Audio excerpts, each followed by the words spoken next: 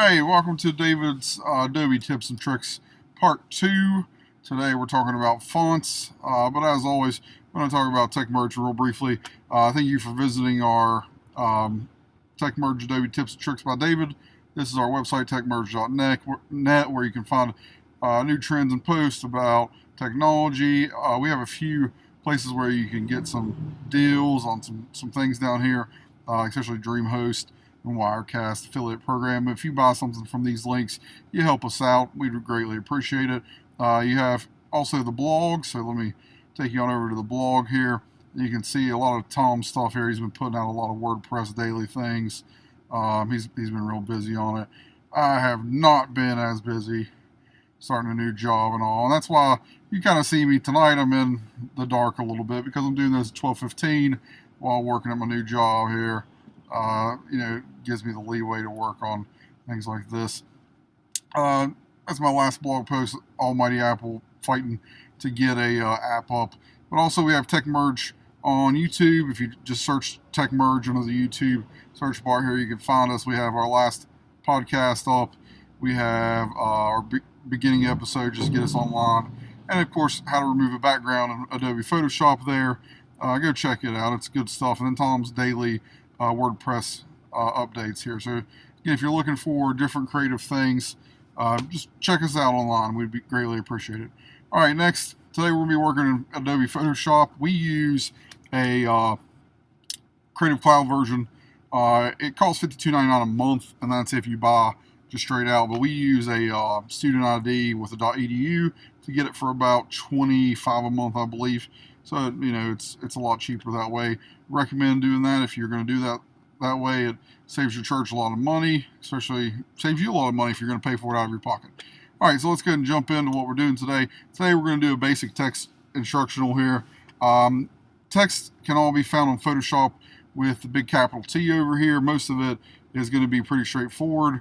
We haven't really talked about layers that much, but over here you have your layer bar. You have your background, which we can get rid of. You have your layer that says basic text instructional, which we can get rid of. It's just whatever you want to work with here. I am currently using Hotspot, so I'm not going to find any fancy images. I'm just going to leave that there. I'm going to show you some basics on text editing. First, you're going to draw yourself a text bar. You can change the font type up here. There's plenty of preloaded fonts, and then I have some fonts loaded from some of the projects I've worked on. So let me find one that tickles my fancy here. Let's see here. I don't really use this Mac that much. I was working, teaching, and they ended up taking my Mac back because it's not mine, it's the school system's. So let's see here, text example. I really like nice and bold fonts. All right, when you do this, you can hit Command A to select it. Command Shift and greater than symbol will make it bigger.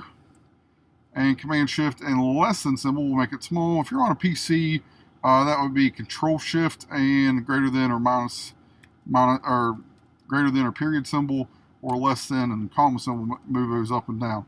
So that's the first thing here. You can use change the text size that way, or you can come up after you select it and just pick whatever you want. So I dropped it down to 72.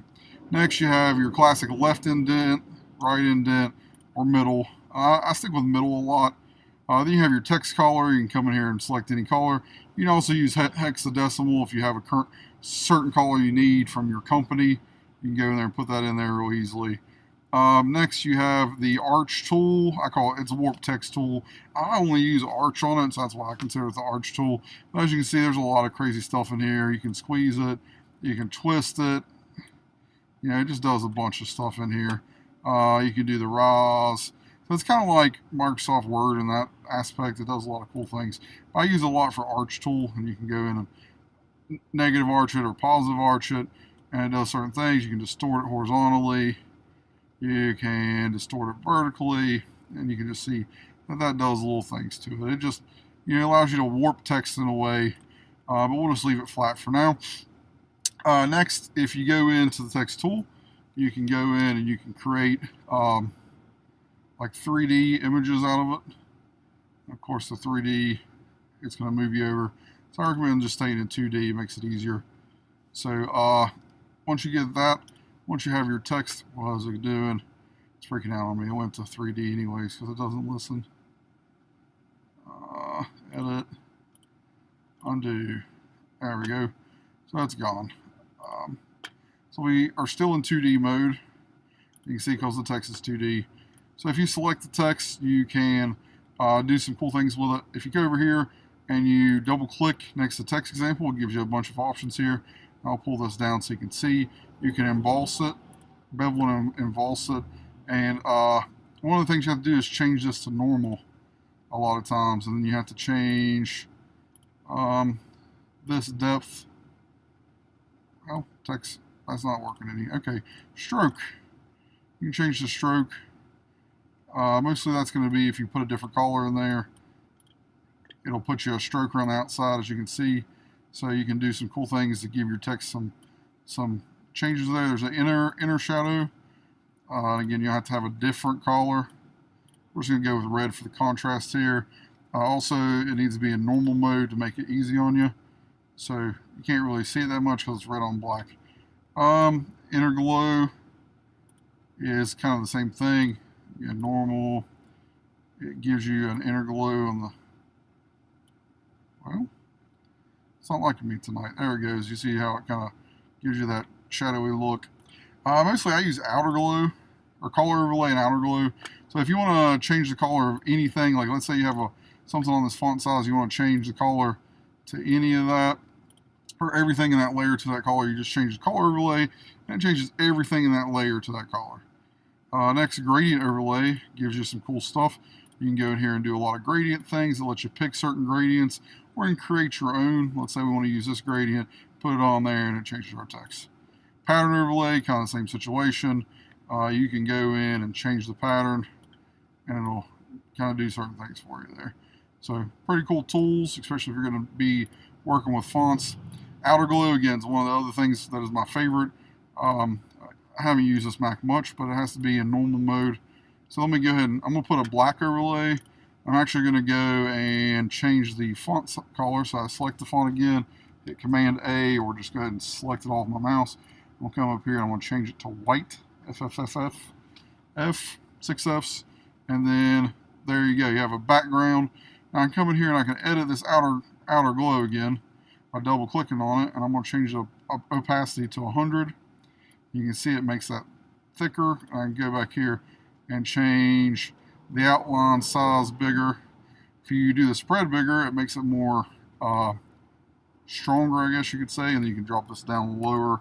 That gives you a nice text file. So one of the reasons we do this is when we go in and get rid of a background, white on black or black on white will always show up in all images. It's your best bet when putting text there. That's why when you see memes, a lot of times they're in white on black or black on white. So that's just something to keep an eye on. Next, if you're over here in your tools, we can move this around. So if we move this somewhere, the lines give us some nice guidelines here sometimes. So like right there, it's in the center. If I go down a little bit more, it is in the center, and the center horizontally, center vertically would be right there. Something else you can do is, let's say that you have this and you have your background layer over here. Let me see if I can move this up, make this a little easier on us. Make this a little bigger. If I just select the text example and I hit Shift, and I select them all, if I go up to the Move tool up here, I can select them to be centered vertically. I click to center it horizontally, center it vertically. It just does all those things for you. It's pretty nice. Move to the right, or move to the left, move to the right, and you can move it around like that. So hopefully this has been beneficial to you. Again, it's David Bowling from TechMerge, and this is my Adobe tips and tricks for the month of May going into June. Hope to do more of these now that I have a little bit more free time. If you have any questions or you have something you want to see, just let me know. And as always, follow us online at techmerge.net, facebook.com/techmerge, YouTube, search TechMerge, Twitter, we're on there. We're on Patreon. We're everywhere possible. We're also on the iTunes Connect store, so you can download our podcast right onto your phone if you'd like. That'd be great. Again, appreciate you all. God bless.